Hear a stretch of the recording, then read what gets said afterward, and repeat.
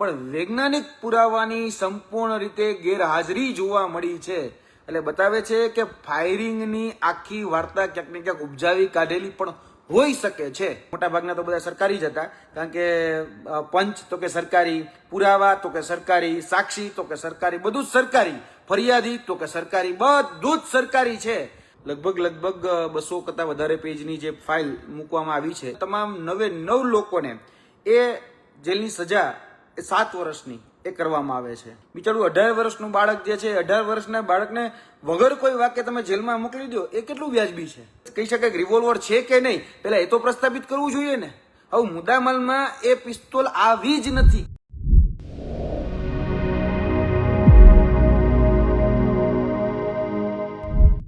નમસ્કાર, તમે જોઈ રહ્યા છો ગુજરાત પ્લસ ન્યૂઝ અને હું છું અમલ.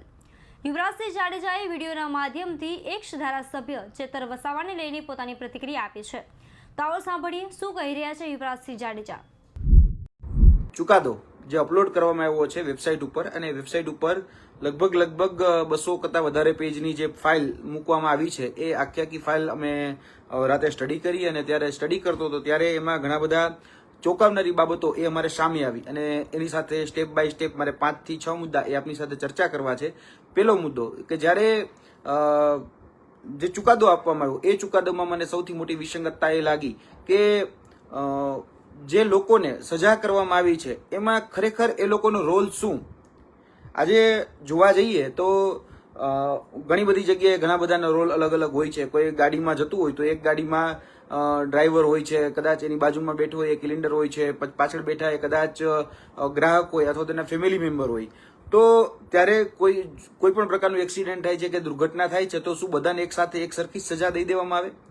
આમાં એવું બન્યું છે કે ભાઈ પહેલા એવું કહેવામાં આવ્યું કે વન કર્મચારી જે છે એ વન કર્મચારીને લાફો માર્યો છે. પછી બીજું એવું કહેવામાં આવ્યું કે ભાઈ પિસ્તોલ દેખાડવામાં આવી છે એટલે આર્મ્સ એક્ટ વચ્ચે લાવવામાં આવ્યો. અને પછી એવું કહેવામાં આવ્યું કે ભાઈ બધા જ જે લોકો હતા જે પરિવારના, એ તમામ લોકો આમાં દોષી છે, અને તમામ 9 લોકોને એ જેલની સજા 7 વર્ષની એ કરવામાં આવે છે. આવું કેમ?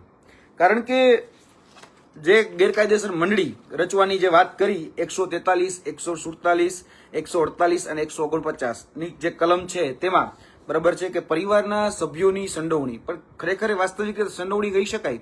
આજે મારો પરિવાર હોય, આજે હું મારા ઘરે બેઠો હોય, કદાચ કોઈ વ્યક્તિ મને મળવા આવે છે અને નાની મોટી કંઈક ચર્ચાચર્ચી થાય છે કે માથાકૂટ થાય છે, તો એમાં કોઈ વ્યક્તિ જ્યારે ફરિયાદ લખાવે ત્યારે વ્યક્તિગત રીતે કદાચ એની બબાલ જો મારી સાથે થઈ હોય તો મારી ઉપર એની ફરિયાદ આવે, નહીં કે મારા ફેમિલી મેમ્બર ઉપર ફરિયાદ આવે. તો આમાં તો પરિવારના લોકો તો પરિવારમાં ન હોય તો બીજે ક્યાં હોય? આજે ધર્મપત્ની છે તો ધર્મપત્ની ઘરે જોવાના છે. આજે કદાચ એમના મહેમાનો આવ્યા છે, એના બનેવી આવ્યા છે, બેન આવ્યા છે, તો એ ઘરે જોવાના છે. તો આ ઘટનામાં પણ એવું બન્યું છે. કારણ કે જોવા જઈએ તો એક મીડિયા મિત્ર તરીકે એક કેમેરામેન છે તો એનો રોલ અલગ છે. આજે કોઈ કહી શકાય કે ઇન્ટરવ્યુ લઈ રહ્યું છે તો ઇન્ટરવ્યુ લેનાર જે છે એનો રોલ અલગ છે. આજે ગ્રાફિક ડિઝાઇન બનાવનારનો રોલ અલગ છે. બધાનો પોતપોતાનો રોલ છે અને બધા પોતપોતાનો રોલ નિભાવે છે. હવે કોઈ જગ્યાએ કદાચ કંઈક દુર્ઘટના બને છે, કદાચ ઇન્ટરવ્યુ લેનારથી કંઈક દુર્ઘટના બને છે, તો એના માટે બધાને જવાબદાર ઠેરવવા એ કેટલું યોગ્ય છે? અને આમાં તો જે છે બરાબર, જે ઘટના રાખવામાં આવી છે, એમાં રાયોટિંગનો જે ગુનો દાખલ કરવામાં આવ્યો, ગેરકાયદેસર મંડળીના સભ્યો બધાને ગણાવી દેવામાં આવ્યા, તો આ ક્યાંક ને ક્યાંક પેલી દ્રષ્ટિએ, મારી દ્રષ્ટિએ ખરેખર આનું કાઉન્ટર થવું જરૂરી હતું. મારે આજે જે વાત છે મોટાભાગે જે લેક ઓફ થયું છે બરાબર છે, એ લેક ઓફ ઉપર જ વાત છે કે કાયદાની દ્રષ્ટિએ હું જયારે આ કલમો બધી વાંચતો હતો અને એ કલમોમાં એ વ્યક્તિના રોલ વિશે જયારે વાંચતો હતો ત્યારે મને ઘણું બધું એમ થયું કે ભાઈ આ વ્યક્તિનો રોલ તો આમાં છે જ નહીં. ધર્મપત્ની છે તો રસોડામાં છે, બીજા બેના બેન છે તો ખાલી તો કહી શકાય કે બીજા રૂમમાં છે, દર્શક કે પણ નથી, અને છતાં પણ એની ઉપર આ પ્રકારના ગંભીર કલમો એ નાખી દેવામાં આવે. બિચારું 18 વર્ષનું બાળક જે છે, 18 વર્ષના બાળકને વગર કોઈ વાક્ય તમે જેલમાં મોકલી દો, એ કેટલું વ્યાજબી છે? આમાં ખરેખર હાજર હોય એ તો મેં તમને કીધું કે સ્વાભાવિક છે બરાબર છે, પણ એનો ઉદ્દેશ્ય એમાં હતો કે નહીં એ પ્રસ્થાપિત કરવું એ બહુ જરૂરી હોય છે. પણ એ પ્રસ્થાપિત ક્યાંક ને ક્યાંક નથી થઈ શક્યું, અને કાયદો મુજબ ઘટના સ્થળ પર હાજર રહેવું બરાબર છે એ ગેરકાયદેસર મંડળીનો સમાન ઉદ્દેશ એ સાબિત કરતું નથી. કારણ કે હું જયારે કાયદાની કલમ વાંચી રહ્યો હતો ત્યારે મને બહુ સ્પષ્ટપણે લાગ્યું કે ભાઈ આ તો સ્પેસિફિક ઓવરએક્ટ જે છે બરાબર છે, ચોક્કસ રોલ એ વ્યક્તિનો એમાં છે કે નહીં, એ ખરેખર પ્રસ્થાપિત થવું જોઈતું હતું, પણ એ કોઈ જગ્યાએ પ્રસ્થાપિત ન થયું. અને વાત બીજી કે સૌથી વધારે જે ગંભીર કલમો જેને આપણે અત્યારે ગણાવવામાં આવી રહી છે એ આર્મ્સ એક્ટ એટલે કે શસ્ત્ર એક્ટ એની કલમો એ લાગુ કરવામાં આવી. હવે જે શસ્ત્ર એક્ટની જે કલમો છે એટલે કે 25(1) બરાબર છે, 25(1)A આ જે કલમ છે એટલે સબ ક્લોઝની હું વાત કરું તો 25(1)A કલમ લગાડવામાં આવી છે. હવે જોવા જઈએ તો ખરેખર દ્રષ્ટિ શું છે ખબર છે, મુદ્દા માલ છે એની તો ગેરહાજરી છે. આખા FIR-માં આખી ચાર્જશીટમાં જે ચાર્જ ફ્રેમ થયો તેમાં મુદ્દામાલમાં કોઈ જગ્યાએ વેપન બરાબર છે એ વેપન તો મળી જ નથી. એટલે કે મુદ્દામાલ તરીકે પહેલા એવું કહેવામાં આવ્યું, હવે કોઈ વાર્તા કરે છે, કોઈ એવું કહે છે કે મને ડરાવ્યા ધમકાવ્યા અને પછી મને પિસ્તોલ દેખાડી, તો ખરેખર કાયદેસર રીતે કે કહી શકાય કે લાયસન્સ વાળી કે ગેર લાયસન્સ વાળી, કાયદેસર કે બિનકાયદેસર, જે પણ કહી શકાય કે રિવોલ્વર છે કે નહીં પહેલા એ તો પ્રસ્થાપિત કરવું જોઈએ ને.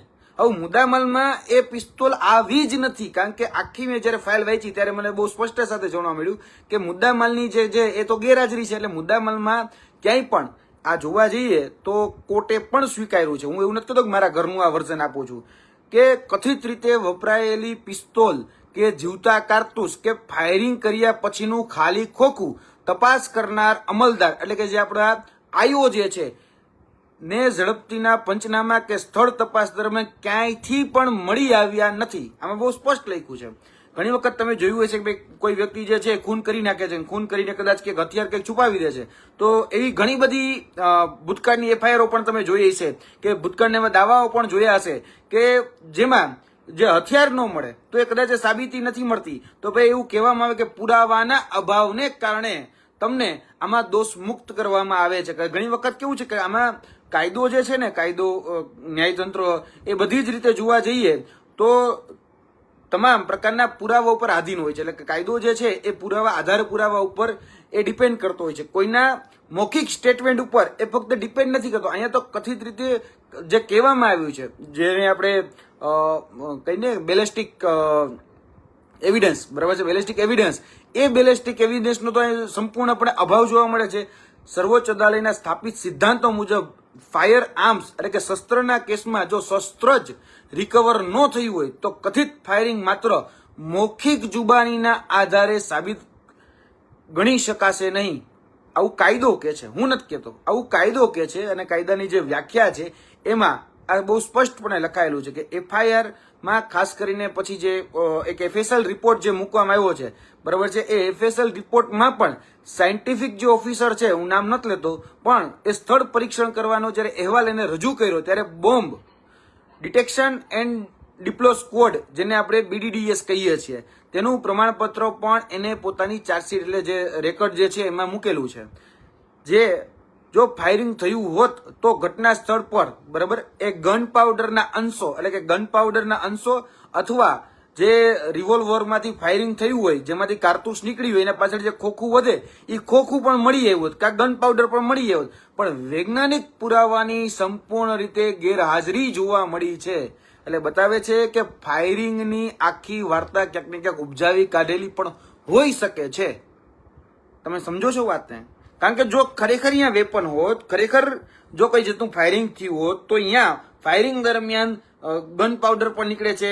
ફાયરિંગ કદાચ જે જગ્યાએ થયું હોય ત્યાં કદાચ ખોટી રીતે માની લો કે છત છે તો છત ઉપર જયારે ફાયરિંગ થયું હોય તો ત્યાંથી આપણે કઈ કારતૂસ કેવું મળી આવે, નીચે જે ઓલી બાકીની જે કદાચ કહી શકાય કે જો વધેલી ખોખું હોય એ પડે તો એ પણ મળી આવે.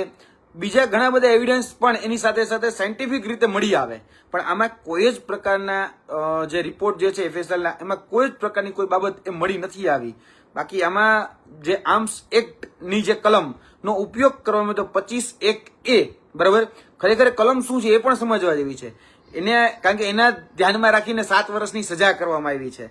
કલમ 25(1)A આ કાયદાની દ્રષ્ટિએ કાયદાની બુકમાં જે છે તે કે પ્રતિબંધિત શસ્ત્રોનો ગેરકાયદેસર ઉત્પાદન કરવું, વેચાણ કરવું, ટ્રાન્સફર કરવું કે મોટા જથ્થા કબજે રાખવા માટે લાગુ પડે છે. બરાબર, માત્ર એક રાઉન્ડ કથિત હવામાં ફાયરિંગ કરવાના કિસ્સામાં આ કલમ મહત્તમ સજા ઠોકી દેવી એ ક્યાંક ને ક્યાંક ગેરકાયદેસર છે. આમાં જોવા જઈએ તો ઇન્ટરપ્રિટેશન જેને આપણે કહીએ, અર્થઘટન આપણે જેને કહીએ, એ ક્યાંક ને ક્યાંક અર્થઘટન. બીજું કે સામે કાઉન્ટર, કારણ કે કોઈ વ્યક્તિ આજે પોતાની વાત મૂકી રહ્યો છે, સરકાર સરકાર મોટાભાગના તો બધા સરકારી જ હતા, કારણ કે પંચ તો કે સરકારી, પુરાવા તો કે સરકારી, સાક્ષી તો કે સરકારી, બધું જ સરકારી, ફરિયાદી તો કે સરકારી, બધું જ સરકારી છે. યુવરાજસિંહ જાડેજાની વાતથી તમે કેટલા સહેમત છો, શું વિચારો છો, કમેન્ટ કરીને જરૂરથી જણાવજો. અત્યાર માટે બસ આટલું જ. નમસ્કાર.